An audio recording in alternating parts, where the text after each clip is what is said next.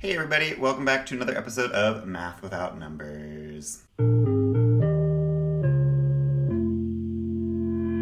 Just like last week, I'm going to be talking about one of these games. This time we're talking about Puppies and Kittens.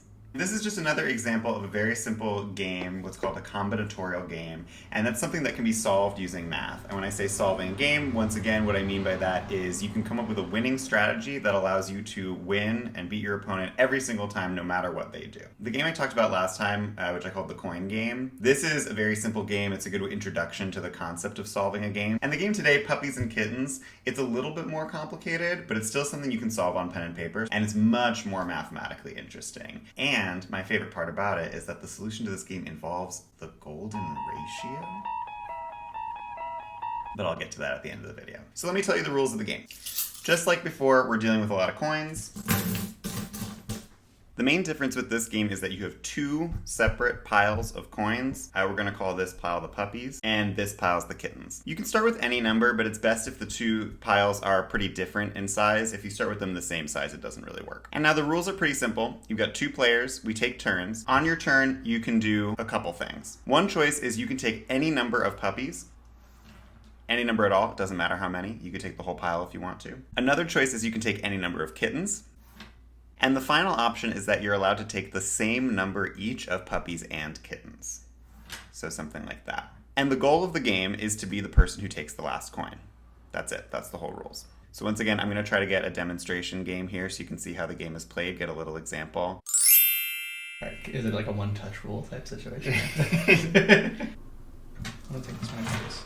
Okay, so you're leaving it with 11 and 10. Okay, I'm going to take 9 of each.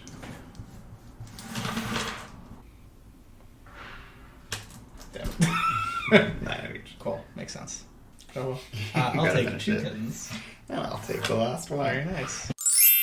Your choice again, first or second. I'll go first. Okay. I'll take 3 puppies. I'll take 3 kittens. 6 and 7. Yeah. Well, you know what I'm gonna do. Exactly. Mm-hmm. Right. I'll take 1 kitten. Very nice. Okay. Shall I go again? Maybe I'll just play it fast and loose and do something kind of random. Okay, you took 2 of each? I took 2 each. Okay. I'll take 3 each. Okay. I'm gonna leave 4 over here.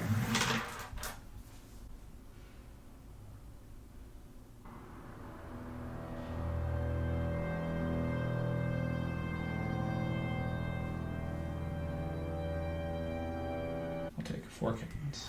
Okay. And I'll take 2 each. Right. I had something. I still that being like, beat you again. Yeah, of course. No, I'm trying to solve it. Alright, so that was the game, and now I want to talk about how do we solve the game? What's the winning strategy? How was I winning every single time? So we're going to analyze it in the same way we did last time, but we need to consider all of the possible positions, and the positions in this case are given by 2 numbers, the number of puppies and the number of kittens. Oh wait, by the way, quick pause. If you're afraid of numbers, if you have trauma involving numbers, time to leave the video. I know I said math without numbers, but unfortunately we're just using numbers again. I have to do it. You can't stop me from using numbers. This is my video. This is my YouTube series. If you really want to do math without numbers, you know exactly what to do. Available on all the websites and at the bookstores and stuff. We're about to use some numbers. Get ready. So I'm going to make a chart of every possible position. We have like 0, 0 when you have no puppies, no kittens. You have like 3, 5, you have 3 puppies, 5 kittens, and so on. It's going to be a 2-dimensional grid. This is another good example of dimensionality. The coin game is a 1-dimensional game. There's only one number that determines what the position is. This game, Puppies and Kittens, is a 2-dimensional game. If you want to talk about every possible position, you need a 2-dimensional grid. So this is going to be the puppies axis, and this is going to be the kittens axis. It shouldn't really matter which one we put where. The rules of the game are symmetrical in puppies and kittens. There's no difference between puppies and kittens in the rules, so the solution to the game should also be symmetrical in puppies and kittens. And so just like last time, we're going to try to label each position as either a winning position or a losing position. What I mean by that is if you make the move that sends your opponent to this position, have you just won the game or lost the game? As always, when you're trying to solve any math problem or really attack any kind of situation in the real world, start with the smallest possible case scenario and work your way up from there. The small cases always give you interesting ideas and logic that you can then apply to the broader scenario. So if I send my opponent to 0, 0, I've won the game. That's just the rules of the game. We can color this one in green. Now, what does this give us? Well, if my opponent has the ability to send me to 0-0, then they've won the game, which means I've lost the game. So any position on this board that can make a legal move that ends up at 0-0 is a losing move for me because it allows my opponent to win. That includes any move along this line. So if I send my opponent to 9 puppies and 0 kittens, well, they can just take all the rest of the puppies and win.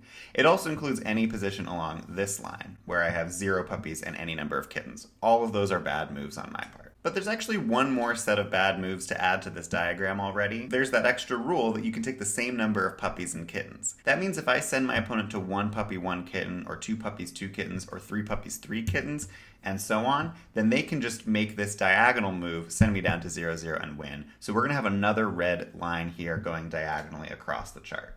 All right, well, that's helpful. That's a good start. Now what do we do? Let's consider the smallest case we haven't figured out yet, which is 2-1, if you've got 2 puppies and 1 kitten, or equivalently 1 puppy and 2 kittens. And think about all the legal moves from this position. If you send your opponent to this position, there's a couple things they can do. They can take kittens. That sends them down to this losing move, allowing you to win. They can take puppies. That sends them to either of these positions, again allowing you to win. Or they can take an equal number of each going diagonally down this way, but that once again then sends them to a red square. That means that no matter what your opponent does from this position, it allows you to win, and so 2-1 is going to be a winning move. But as soon as we add a winning move like this, we again actually are going to create a whole bunch of losing moves. Because if you ever give your opponent the opportunity to send you to 2-1 or 1-2, then they've won. So if you make a move, for example, that sends your opponent to 1 kitten and 9 puppies, well, simple, they can just take 7 puppies and win the game. So we've created an entire line of red squares going rightward from this green square. We've also created an entire line of red moves going up from this same square. And the same is true for this other winning move, 1-2. We got a line going this way and a line going this way. But that's not all. Don't forget the equal number of puppies and kittens moves. We're also going to have 2 diagonal lines of red coming up from each of these green squares.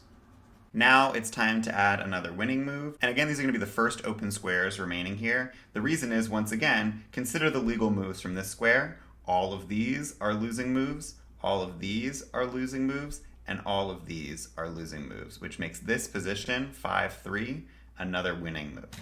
So now you can kind of see how this pattern is going to go. We're going to drop in our green squares, we're going to make 3 lines of red squares from each of them, and then we're going to repeat the process.